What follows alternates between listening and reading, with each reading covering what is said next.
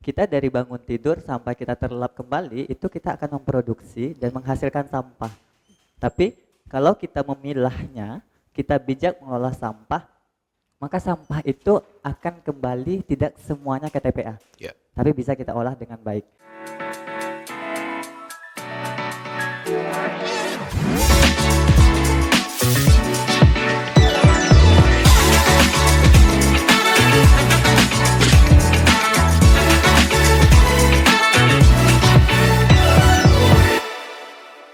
Assalamualaikum warahmatullahi wabarakatuh. Pendengar dan pemirsa RRI Tanjung Pinang, kembali kita berjumpa di podcast Kawan Celoteh. Dan pada kali ini sudah hadir dua kawan celoteh kita. Yang pertama ada Ibu Rupiah SP, Pengendali Dampak Lingkungan DLHK, Dinas Lingkungan Hidup dan Kehutanan Provinsi Kepulauan Riau. Assalamualaikum Bu. Waalaikumsalam warahmatullahi wabarakatuh. Baik, akrabnya kita dipanggil apa ya Bu nanti? Panggil Upi saja. Bu Upi ya? Iya. Baik. Yang kedua ada Bang Muhammad Azmi. Beliau merupakan leader World Clean Up Day WCD Kota Tanjung Pinang. Pendengar dan pemirsa, perlu Anda ketahui bahwa sampah sebuah masalah kecil yang seringkali diabaikan, namun mampu menjadi ancaman besar bagi lingkungan kita. Kita perlu segera bertindak sebelum dampak negatifnya semakin meluas. Mari kita mulai berdiskusi, berdialog untuk mencari solusi yang efektif dalam mengatasi permasalahan ini sebelum terlambat. Selagi masih ada waktu, kita bersama-sama mengupayakan agar bagaimana sampah dapat bermanfaat dan tentunya tidak menjadi ancaman besar. Nah, kedua kawan celoteh kita hari ini tentunya kita harapkan dapat berkontribusi untuk menyampaikan perihal topik kita adalah sampah, masalah kecil yang menjadi ancaman besar. Nah, pertama kita ke Ibu Upi ya, karena memang Ibu ini seperti pengendali nih Bu ya. Mungkin ini pengendali sampah, bukan pengendali air ya Bu ya, bukan ya. Tapi pengendali dampak lingkungan. Pengendali dampak lingkungan itu Gitu yang ya, perlu menjadi catatan buat kita bersama pemirsa. Baik, Bu Upi, mengenai tentang topik kita hari ini adalah sampah yang merupakan masalah kecil yang dapat menjadi ancaman besar. Bagaimana sampah dapat menjadi masalah kecil yang berdampak besar, Bu? Apa nih yang menjadi indikatornya, Bu Upi? Baik, bismillahirrahmanirrahim. Rabbi sholli sadri wa yassir amri wal data min lisani ya qalbi. Kalau kita melihat tema yang Bapak kasih ke kami ya, Iya. sampah itu masalah kecil, hal kecil yang akan bisa menjadi Ancaman ancaman besar. masalah besar. Ya, indikatornya apa ya? Indikatornya. Ya, dikatakan seperti demikian. Hal kecil yang bisa menjadi besar. Coba Iya. kita bayangkan Pak, andaikan sampah kita biarin sehari-hari gak usah kita dari skala yang luas, dari skala kecil saja di dalam rumah kita. Andaikan sampah itu kita biarin dalam rumah kita, apa yang terjadi? Ya. Banyak sekali kan Pak. Nah, jadi memang hari ini bahkan kami juga tidak bosan-bosannya mengedukasi teman-teman secara personal, Ya. secara luas, mau secara umum ya. Kadang ketemu sama seseorang juga kita sering sampaikan intinya gimana gaya hidup kita tuh gaya hidup sehat, Ya. gitu ya. Kita peduli dengan lingkungan. Makanya tadi kenapa saya pengendali dampak lingkungan. Jadi kalau sudah bicara lingkungan itu tidak hanya sampah. Tapi pagi ini kita ngomong sampah ya Pak. Makanya tadi saya tanya waktunya berapa Pak. Nanti saya bisa ngomong kemana-mana. Kalau nggak di-cut gitu ya. Oke. Nah jadi kita kembali ke sampah. Bahwa sadar nggak sadar kita harus tahu bahwa kita adalah agen sampah. Iya kan Pak? Iya. Sadar nggak Pak? Agent of change. Ya. Tapi masalahnya dengan sampah ya. Iya, Oke. iya. Sebab dari mulai kita bangun tidur sampai kita akan tidur kembali, berapa sampah yang kita hasilkan? Pernah nggak kita sadari dan pernah nggak kita hitung? Ya. Jujur aja, saya sebelum di daerah saya juga tidak memahami hal itu, nggak mengerti gitu. Tapi setelah saya di daerah, oh iya ya, ternyata kita memang betul-betul agen sampah dari kita bangun tidur sampai kita mau tidur, Ya. seperti itu. Nah, atau mungkin saya bisa kembali sedikit bertanya sama Bapak. Jadi kalau menurut Bapak, apakah eh, Bapak agen sampah atau tidak? Ya, kita agen sampah juga, Bu. Baik. Karena memang betul kata Ibu, ini kita semuanya jadi narasumber nih pemirsa dari Tanjung Pinang, bertanya balik ya. Iya. Oke, semua kita pasti menjadi agen sampah ya. Ya. Tentunya agen sampah kan bukan berarti pekerjaan dari teman-teman kita yang berada di dinas kebersihan, Oh, bukan. ya, baik kota Bukan. atau kabupaten Siap. maupun provinsi. Nah, setiap hal kecil saja seperti bungkus permen dan tisu itu yang seringkali eh, menjadi sampah yang paling ringan yang kita lihat. Oke, siap. Oke, Gitu. terima kasih Pak. Iya. Nah, jadi kenapa saya katakan dari kita bangun tidur sampai kita tidur kembali, Iya. kita tetap menghasilkan sampah. Pertama kita bangun tidur. Saat kita bangun tidur, apa yang kita lakukan? Ke kamar mandi.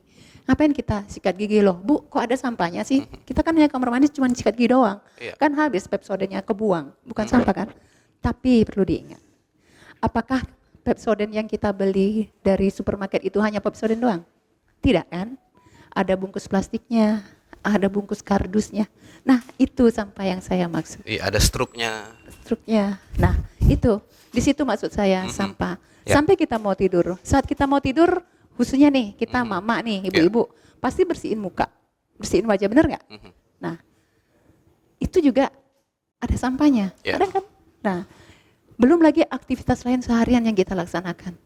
Belum kita makan, kita belanja itu dan ini. Jadi kalau dihitung-hitung, buat kota Tanjung Pinang ini, Ya. kita menghasilkan sampah sebesar 0,56 kilo per hari.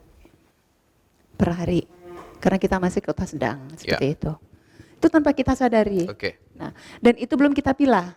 Sampah organik dan anorganik. Anorganik. Oke. Nah, andaikan kita semua penduduk kota Tanjung Pinang ini sadar dan mau memilah sampah yang saya maksud tadi, tentu akan sangat membantu DLH Kota Tanjung Pinang. Kenapa? Karena tidak akan terlalu banyak sampah yang dihasilkan yang terbuang. Kenapa? Karena sampah yang saya maksud itu bisa menghasilkan uang, rupiah ya, bukan rupiah. Baik. Nah, itu. Baik, Ibu terima kasih, nanti bisa disambung kembali. Kita langsung menuju ke Bang Muhammad Asmi nih. Nah, perlu diketahui, mungkin ini sebagai pengetahuan barangkali bahwa di tahun 2025 ini, kalau saya tidak salah, kami tidak salah, ini capaian target dari World Clean Up Day ini adalah bebas sampah. Ya. Benar sekali? Itu sudah Bisa dijelaskan nggak Bang Asmi? Oke. Kalau sebenarnya gaungan dari World Clean Up Day Indonesia, khususnya di Kepulauan Riau, ini hashtagnya bebas dari sampah. Tahun Sebenarnya- 2025 iya. ya? Oke. Sebenarnya ini sudah kita gaungkan waktu masa COVID. Iya. Masa COVID itu kita merencanakan bagaimana pilah sampah dari rumah. Kita mengajak ibu-ibu waktu itu karena COVID. Mhm. Jadi kita tidak mungkin mengadakan kegiatan aksi besar-besaran waktu itu.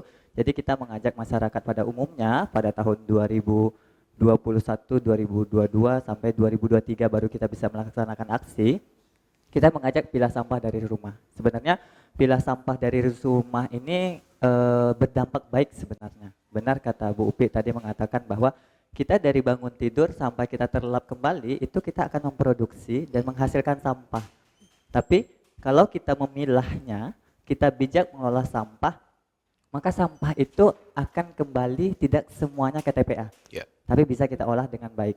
Makanya dari itu kami dari World Clean Up Day selalu mengatakan bahwa Tanjung Pinang bersih dari sampah. Kalau tanpa sampah itu impossible ya. Iya. Karena secara otomatis ingin menghilangkan sampah itu tidak semudah Hilangkan. membalikkan telapak tangan Hilangkan manusia. sehingga perilaku manusianya juga perlu kita rubah gitu kan. Makanya kami dari World Clean Up Day sering melakukan Tanjung Pinang bersih dari sampah Iya. gitu. Bang Asmi, kalau dari perspektifnya Bang Asmi, itu kita kan ada dua nih, ada sampah dari rumah tangga, juga ada sampah yang sifatnya dari hutan.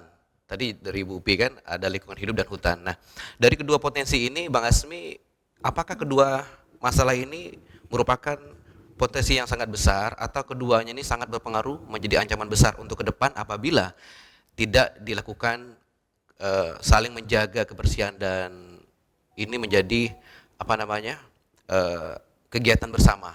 Kalau tidak dilakukan, apakah ini akan menjadi ancaman besar buat kita? Sebenarnya dua-dua ini menjadi ancaman besar. Ya. Pertama, kalau kita lihat kalau sampah dari rumah tangga tidak dikelola dengan baik, misalnya tidak didistribusikan ke bank sampah atau tidak dipilah dari tempat kita sendiri, Ya. misalnya tidak kita pilah, maka itu akan menjadi ancaman besar juga. Kita melihat juga TPA Kota Tanjung Pinang, tempat Ya. pembuangan akhir sampah kita sudah setinggi apa?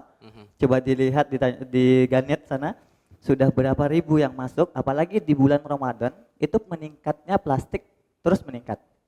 Kalau dari survei kami mengatakan bahwa Ramadan ini akan memberikan peningkatan 20%. Mengapa demikian? Karena masyarakat membeli barang itu pasti menggunakan plastik, ya kan? Kalau di Indonesia hal ini sudah biasa, tetapi tidak boleh kita lakukan terus-menerus. Iya.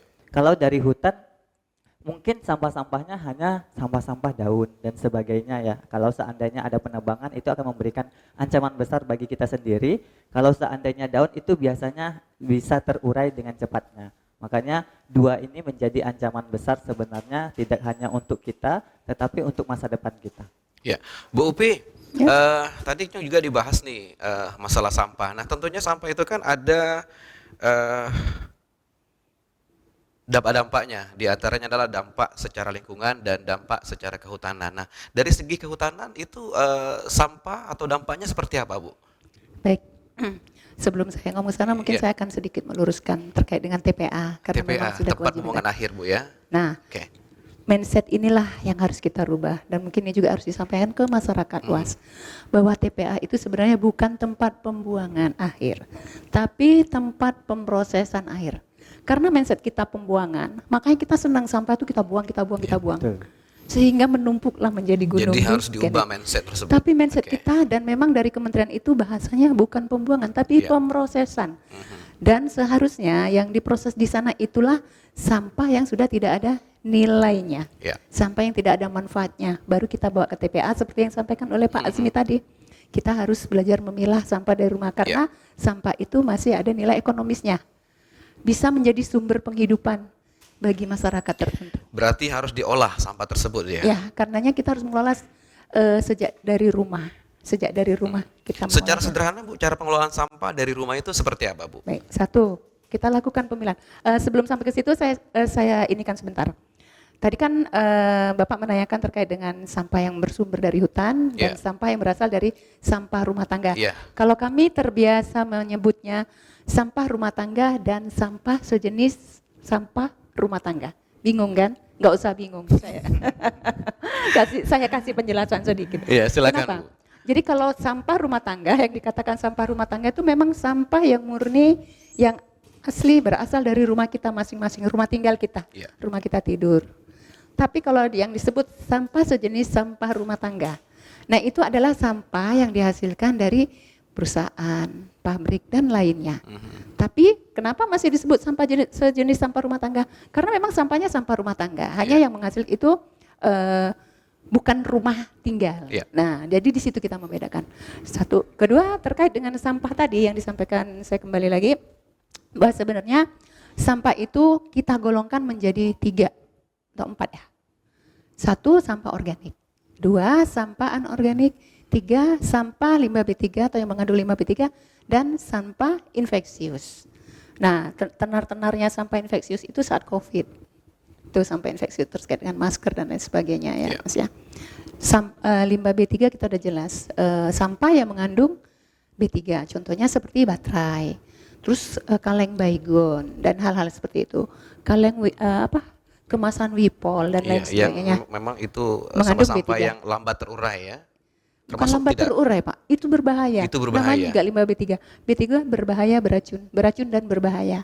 jenisnya Oke. pasti lambat terurai kan? Ya. Kalau dibuang seperti di laut. Berbahaya, Pak, misalnya. kalau dibuang ke laut karena efeknya bisa sangat fatal untuk makhluk hidup lainnya di lingkungan. Ya.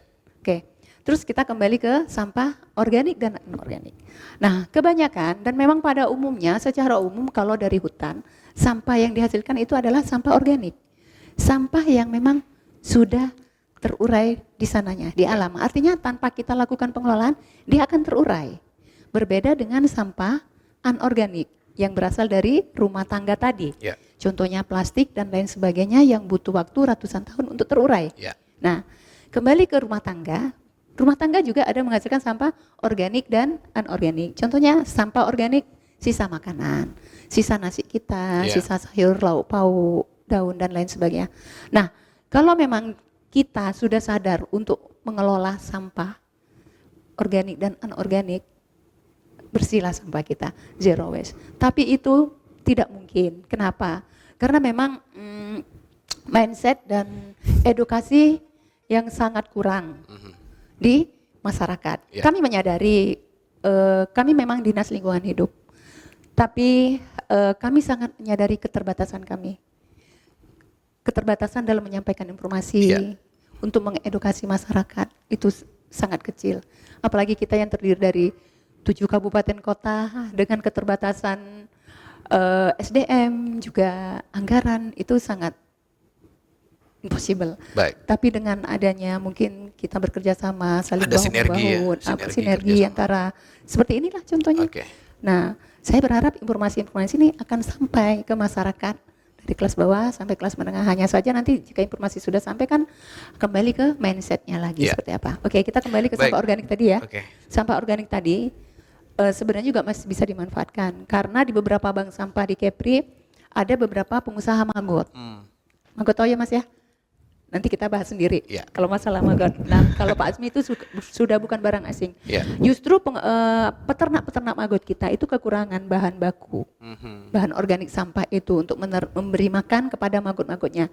Kenapa? Sebenarnya kalau ini sudah terorganisir dengan baik, setiap rumah tangga mau mengumpulkan dan ada satu komunitas yang memang mau memungut, itu sangat baik. Memilah sampah organik dan anorganik gitu Ya. ya. Oke. Tidak akan kekurangan. Ya. Dan pasarnya juga udah sangat bagus sebenarnya. Nah, cuman inilah hal yang mungkin belum terlaksana di masyarakat kita. Mungkin nanti memang jujur kami memang tidak mampu untuk Iya. melakukan ini. Kemungkinan nanti ada komunitas-komunitas lain dari luar ya. Contohnya seperti WCD ini, mungkin mereka bisa membentuk komunitas untuk melakukan hal itu. Gitu, Pak. Ya, tadi sedikit Bu, kalau kami boleh tahu ya, pemirsa juga ingin tahu bahwa dikatakan sebagai sampah hutan. Apakah penebangan hutan secara sembarangan atau penggundulan hutan itu juga termasuk sampah, Bu? Termasuk. Tapi nggak boleh loh Pak, penggundulan hutan Iya. secara sembarang bahaya Pak. Bahaya. Makanya sisa dari penebangan tersebut secara liar itu apakah sisa-sisa itu termasuk sampah ya, Bu ya? Dan itu sangat ilegal dilakukan. Nggak ilegal loh Pak. Dari mana penebangan hutan ilegal? Itu Iya, tidak ilegal maksudnya ya. begitu, Bu ya. sebenarnya kalau masalah penebangan hutan Pak, itu nanti kita ke kehutanan. Memang banyak aturan dan kita tidak Iya. boleh menebang secara sembarangan. Dan sekarang juga tidak ada illegal logging. Misalkan ada yang membuka kebun, membakar lahan dan sebagainya, kan itu kan menimbulkan sampah, begitu Betul. kan, Bang Asmi ya? Ya, nah itu bukan hanya menimbulkan sampah Pak, itu sebenarnya juga banyak banget efeknya kalau kita sadari. Iya. Karena dengan pembakaran itu kan menimbulkan CO2 ya Pak, gas. Nah itu kan sangat merusak oksigen, bisa menimbulkan GRK dan lain sebagainya, Iya. seperti itu. Baik, kita ke Bang Asmi ya. Bang Asmi, lalu tadi kan juga disampaikan bahwa Indonesia bebas sampah. Ya, ini juga sudah dilakukan Bang Asmi bersama teman-teman di World Clean Up Day hingga saat ini. Nah, sejauh ini dari Bang Asmi sendiri melihat persentase dari euforianya masyarakat untuk mengatasi sampah secara bersama itu seperti apa? Apakah sudah ada peningkatan atau masih ada diketahui Bang Asmi bersama teman-teman itu masyarakat yang mengabaikan? Kalau untuk masyarakat pada umumnya, khususnya di Kepulauan Riau ini, kita ada 7 kabupaten kota, itu tidak semuanya jalan dengan baik, Ya. Pak Andre. Kita lihat bahwa edukasi yang kita lakukan di sekolah, kita lakukan di masyarakat pada umumnya, itu tidak memberikan dampak secara signifikan Ya. sebenarnya. Kami hanya menjadi agent of the change. Sebagai anak muda, harusnya kita yang menyadari bahwa sampah dari kita, harusnya kita yang bisa mengelola dengan baik. Kalau seandainya sampah dari kita tidak dikelola dengan baik, maka dampaknya akan besar kepada generasi berikutnya. Ya. Ya kan? Kita melihat kami memang sektornya tidak ke yang lebih tua daripada kami, karena mindset orang-orang yang lebih tua ini kan susah banget untuk dirubah ya. Tetapi kalau anak yang lebih muda daripada kami, misalnya kami sosialisasi ke SD, SMP dan SMA, mereka lebih aware. Mhm. Misalnya sederhananya saja, kita katakan bahwa kantong plastik itu akan terurai 10 sampai 20 tahun. Lambat terurai Lama pastinya. terurai. Kita Ya. mempelajari hal itu aja ya. Kalau kita mempelajari dampak yang Ya. signifikan, sangat jauh, ya kita lihat bahwa oh ternyata hal kecil yang saya buang ini hari ini 20 tahun lagi akan terurai gitu. Ya kan? Kalau kita buang di tanah, lalu kalau kita buang di lautan, apalagi kan kita 96 adalah lautan ya. Iya. Kita buang di lautan dimakan oleh ikan, maka nanti ikan akan memakan mikroplastik yang Iya, ada di iya. itu tidak baik Zat-zat dikonsumsi. adiktif ya Iya. pada sampah itu sendiri Jadi ya. kan makanya dari itu kita selalu menggaungkan kepada anak-anak muda, ayo bijak mengelola sampah dari diri sendiri gitu. Memang kalau untuk mengajak kayak gitu challenge-nya sangat tinggi, apalagi merubah pola mindset yang orang tuanya yang tidak peduli tentang itu gitu. Iya. Iya kan? Kadang sekolah hanya ada kegiatan untuk go green. Iya. Nah, itu kan mereka menggaungkan itu.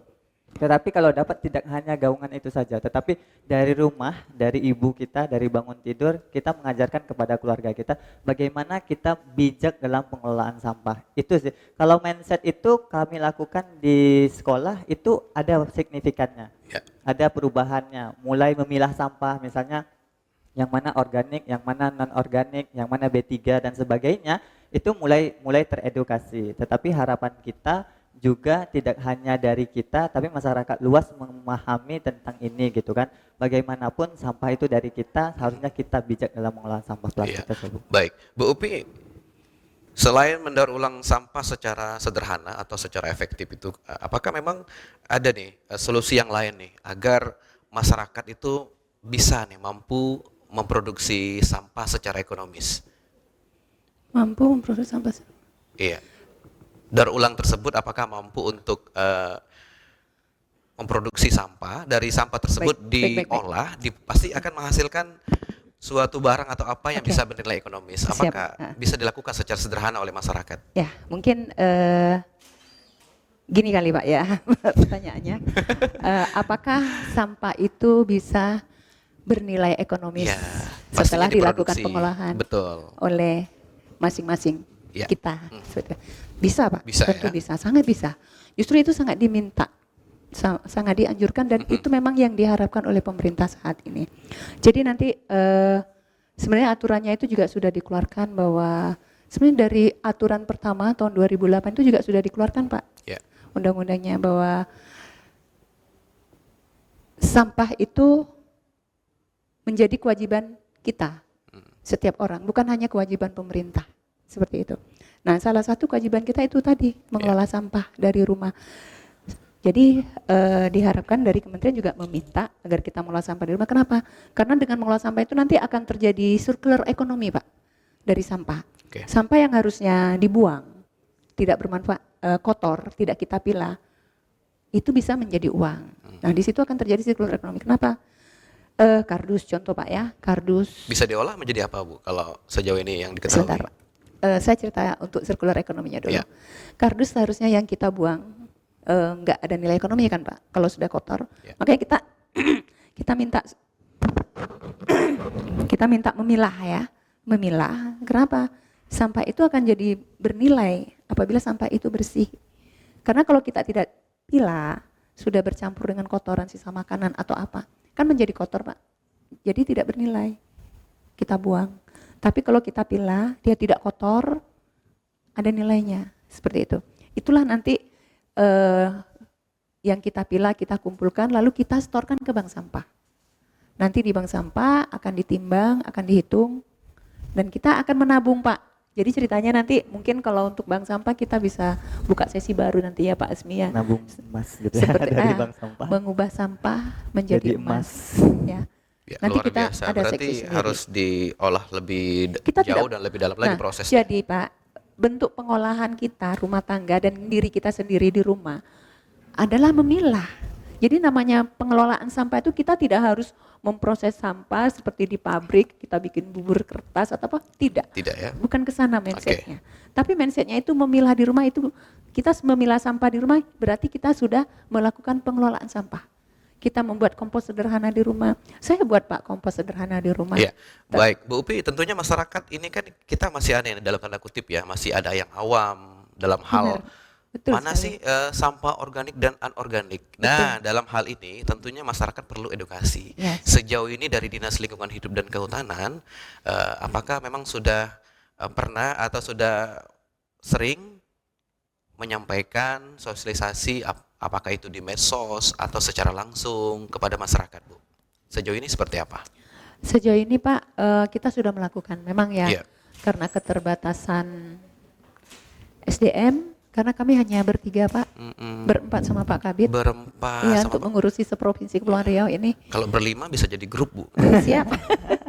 Satu, kedua Iya. keterbatasan anggaran, apalagi sekarang. Nah, Iya. jadi setiap ketemu masyarakat pun Nah, Pak. itu tadi masalah anggaran. Nah, Oke. seminimal mungkin bagaimana dengan minimnya anggaran itu dapat kita lakukan agar bisa memberikan edukasi kepada masyarakat. Insya Allah tetap kita lakukan. Iya. Contohnya, nah tadi seperti yang dikatakan Pak Azmi, mereka ada program merubah mindset masyarakat. Kita Iya. dari Dinas Lingkungan Hidup juga ada Pak. Ada apa namanya koordinasi atau sinergi antara WCD dan DLHK? Ada Pak. Ada. Cuman Ada ya Bang Asmi ya? ini agak slow nih tahun ini ya, Iya, koordinasi kita karena mungkin kesibukan Iya. mereka juga di bidang yang lain, kami juga sibuk ngurus yang lain. Iya. Nah jadi Pak, insya Allah setiap kita turun ke lapangan, setiap ketemu sama masyarakat, kita edukasi mereka. Nah memang di dalam kegiatannya itu tidak berjudul edukasi masyarakat tentang sampah, tidak. Tapi insya Allah kita lakukan. Tapi sudah Tahun kemarin, dilakukan di media sosial gitu Bu ya? nah, kalau media sosial kita DLHK memang agak kurang. punya Kita ada media sosial, media Bu, ya? sosial. Ah. Cuman kemarin ini yang memegangnya lulus di Jogja ya Raya Di sih itu. Jogja? Ya, jadi sejak dia keluar dari itu nggak ada lagi sekarang nih yang belum dapat gantinya, maksudnya yang Ya, jadi aktif memang untuk di SDM-nya medsosnya sekarang juga itu. efisiensi ya Bu ya? Ya, benar Luar sekali. biasa. Ini udah Tapi mudah-mudahan hampir dengan 1 tahun ini. 4 orang ya Bu ya, dengan 4 orang saja di provinsi. Ya, Iya, tapi mudah-mudahan dapat terlaksana step by step ya. Tadi slow Nih, kata Ibu tadi slow. ya. Oke, slow Tadi tapi terkait dengan pasti. ini sebentar saya sampaikan Pak sedikit terkait dengan merubah mindset dari anak-anak. Iya. Kami di provinsi juga ada namanya programnya itu PBLHS Pak, di sekolah. Jadi namanya ada penghargaan sertifikatnya itu di sekolah Adiwiyata. Ya. Nah itu maksud dan apanya kita ya memang membetulkan mindset anak-anak, untuk merubah mindset anak-anak, bagaimana menyampaikan bahwa sampah itu adalah tanggung jawab kita, membiasakan mereka bagaimana hidup dengan lingkungan yang bersih dari sampah, bagaimana membiasakan mereka memperlakukan sampah, Ya. seperti itu. Nah jadi harapan besar kami seperti yang disampaikan Pak Azmi tadi, kalau orang tua yang akan kita rubah mindsetnya sangat sulit, tapi melalui anak, harapan saya seperti ini. Karena kita masih banyak pesisir ya Pak, ini Ya. salah satu contoh case aja. Ketika orang tuanya mau membuang sampah ke laut, anaknya menegur, "Ma, Pa, nggak boleh buang di laut. Nanti sampahnya hancur, akan jadi mikro dan monoplastik yang akan dimakan oleh ikan. Nanti yang akan kita masak, kita makan, itu akan menjadi pencetus penyakit kanker." Kalau anak kecil yang menyampaikan itu kepada kedua orang tuanya, mungkin orang tuanya, oh gitu kan. Tapi mungkin kalau kita yang sesama besar ini menyampaikan, apalah Ibu DLH ini bikin aku susah saja. Mungkin bisa seperti itu Pak. Ya. Nah itu tadi pentingnya kita dari bawah, dari memang generasi muda kita. Iya, Gitu. baik. Bang Asmi, supportnya dari DLHK kepada WCD ini mewakili pemerintah seperti apa? Kalau kita setiap tahun itu selalu berkoordinasi dengan pemerintah Iya. pastinya ya, baik dari World Clean Up Day Kepulauan Riau atau Kota Tanjung Pinang. Kalau saya di Tanjung Pinang dulu di Kepri, Tanjung Pinang saya selalu koordinasi dengan pemerintah. Kita turun kemana gitu kan. Kalau untuk sosialisasi dan edukasi dan setiap bulannya kita ada kegiatan-kegiatan pungut sampah. Sampah yang kami hasilkan biasanya di daerah Kota Tanjung Pinang ini akan kita distribusikan. Biasanya kita kerjasama dengan rumah Ya. rendah karbon, kita distribusikan ke rumah rendah karbon maupun di tempat atau di bank sampah Kuantan. Biasanya itu masyarakatnya selalu memilah, setelah kita pilah, kita pungut. Ya. Yang kita pungut kita undang seluruh misalnya SLTA atau Ya. SMP atau SD, nanti kita adakan titik kumpulnya di mana, nanti sampahnya kita kumpul, kita setelah kita kumpul kita pilah. Ya. Di situ kita memberikan edukasi. Jadi tidak hanya memberikan prioritas, tetapi praktisisnya juga perlu. Kita memilah ini masuknya kemana gitu kan. Kadang kan mereka hanya tahunya oh ini organik, ini non organik gitu. Tapi tidak tahu cara memilah dengan benarnya. Kita edukasikan dari situ. Setelah dari situ kita akan serahkan ke bank sampah yang ada di Dompak misalnya atau yang ada di Kuantan. Nanti di sana juga biasanya WCD kontribusi bagaimana cara membuat produk. Kita selalu dengan Bank Sadam itu bagaimana memberikan nilai jual ekonomis kepada masyarakat. Jadi tidak hanya kita memberikan edukasi dan prakteknya saja, tetapi kita juga memberikan bagaimana ada pendapatan kecil dari sampah. Makanya ada nilai ekonomis yang dikatakan Bu Upi tadi. Nilai ekonomisnya kami lakukan kayak gitu. Jadi nanti kalau kita di rumah rendah karbon itu tidak hanya dari sisi sampahnya saja, tapi pemanfaatannya sehingga nanti dampaknya itu dirasakan oleh ibu-ibunya. Jadi mereka, oh kayak gini ya. Misalnya tadi kayak nabung emas, kalau kita nabung sembako kalau dengan Bank Sadam. Jadi nanti udah berapa kilo dapat sampahnya akan kita ganti dengan minyak, gula dan sebagainya sebagai kebutuhan rumah tangga yang kita ganti gitu. Ada barteran Ada gitu ya. barter, tapi ada yang kalian beri, positif. ada yang kami berikan juga Iya. gitu. Jadi itu kalau untuk nanti misalnya ada pengunjung, kita akan bikin tas dari plastik tersebut sehingga nanti nilai ekonomisnya mendapatkan misalnya tas yang kita jualkan itu misalnya di harga 70 atau 80. Ya. Kalau di mancanegara kita bisa menjualnya 100.000 sampai 150. Jadi nilai ekonomisnya makin tinggi. Jadi biasanya kalau kita jual barang-barang seperti ini, nanti orang itu melihat sumber daya manusianya, Ya. bagaimana cara memprosesnya, bagaimana historinya, bagaimana. Itu yang kami selalu gaungkan dengan rumah rendah karbon dan WCD. Bagaimana sampah itu dari kita olah dan bisa menjadi nilai ekonomis, memberikan manfaat kepada masyarakat. Itu yang kami lakukan saat ini. Mudah-mudahan kegiatan ini sinergi terus dengan pemerintah. Kami selalu bersinergi dengan pemerintah apapun kegiatannya gitu kan. Kalau edukasi memang dari dulu kita lakukan, pemerintah juga selalu mengajak kami untuk melakukan kolaborasi dalam kegiatan. Kita punya sektor masing-masing gitu kan. Walaupun sektor kadang berbeda tetapi segmennya atau targetnya sama. Baik. Oke, kita ke Ibu Upi nih. Bu, kita sudah berada di penghujung acara kita di podcast Kawan Celoteh dan tentunya bisa nih disampaikan nih close statement mengenai tentang sampah, masalah kecil yang menjadi ancaman besar. Baik, supaya sampah kita tidak menjadi ancaman dan tidak menjadi masalah yang besar di kemudian hari. Karena setiap kita wajib memelihara lingkungan yang akan kita wariskan buat anak cucu. Kasihan dong anak cucu kita warisin lingkungan yang memang sudah hancur, luluh lantak. Kasihan kan? Nah jadi apa sih yang akan kita wariskan ke anak cucu kita? Ya itu tadi, kita wariskan lingkungan kepada mereka, lingkungan yang masih baik, seperti itu. Nah jadi statement saya hari ini, yuk kita mulai kelola sampah kita dengan cara memilah sampah kita. Jadi sampah yang masih bernilai ekonomis kita pisahkan dari sampah yang tidak bernilai ekonomis. Nah sampah yang bisa kita pilah itu ada berbagai jenis Pak, berbagai jenis. Nanti kita bisa buka sesi lain Pak untuk belajar pilah sampah sama terkait dengan bank sampah. Mungkin seperti itu karena sekarang waktunya sudah habis. Ya, harapannya nanti kita berkelanjutan ya Bu ya. Amin. Harapannya senantiasa begitu. menggaungkan tentang Indonesia atau negeri kita bebas dari sampah. Ya. Kita nggak usah ambil skop besar dulu Pak. Tanjung Pinang saja. Iya. Ya. Kota Gurindam. Kota Gurindam bersih dari sampah. Iya. Karena di sini kita di Pulau Bintan. Pulau Bintan. Karena kita di Pulau Bintan ini ada 3 pemerintahan. Yuk kita sama-sama seperti itu Pak. Baik, Bang Asmi, close statement dari Anda. Kalau saya closing statement ya bijak menggunakan sampah dari diri sendiri. Sederhana saja Pak. Bijak menggunakan sampah Dari diri sendiri. dimulai dari diri sendiri. Itu saja. Itu saja. Simple tapi dalam ya. Baik. Pemirsa dan pendengar RRI Tanjung Pinang, cukup sekian jumpa kita di podcast Kawan Celoteh. Semoga podcast kami, dialog dan diskusi kami bermanfaat untuk Anda. Saya Ardian Huta Barat dan juga kedua kawan celoteh ada Ibu Rupiah, SP, Pengendali Dampak Lingkungan DLHK Dinas Lingkungan Hidup dan Kehutanan Provinsi Kepri. Kemudian juga Bang Muhammad Asbi selaku leader World Clean Up Day Kota Tanjung Pinang. Mohon pamit dari podcast Kawan Celoteh untuk hari ini. Wabillahi taufiq wal hidayah. Wassalamualaikum warahmatullahi wabarakatuh.